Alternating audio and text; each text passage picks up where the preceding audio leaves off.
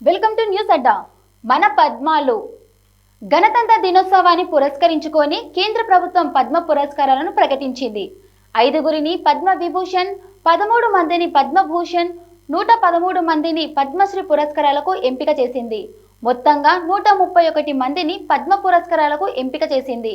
ఇందులో ఏపీ నుంచి 4, తెలంగాణ నుంచి 7 పద్మశ్రీ అవార్డులకు ఎంపికయ్యారు. తెలంగాణ నుంచి పద్మశ్రీ అవార్డుకు ఎంపికైన వారిలో శాస్త్ర మరియు సాంకేతిక విభాగాల నుంచి గడ్డమానుగు చంద్రమౌళి, కృష్ణమూర్తి, బాలసుబ్రమణియన్, కుమారస్వామి తంగరాజ్, కళారంగం నుండి దీపిక రెడ్డి, వైద్య విభాగం నుంచి గూడూరు వెంకట్రావు, విజయ్ ఆనంద్ రెడ్డి, జంతు పోషణ, గ్రామీణ జీవనోపాధి మెరుగుపరచడంలో మామిడి రామారెడ్డి ఉన్నారు. ఏపీ నుంచి పద్మశ్రీ అవార్డుకు ఎంపికైన వారిలో కళారంగం నుండి గడ్డెబాబు రాజేంద్ర ప్రసాద్, గరిమెల్ల బాలకృష్ణ ప్రసాద్, మాగంటి మురళీ మోహన్, సాహిత్యం మరియు విద్య విభాగం నుంచి వెంపటి కుటుంబ శాస్త్రి ఉన్నారు.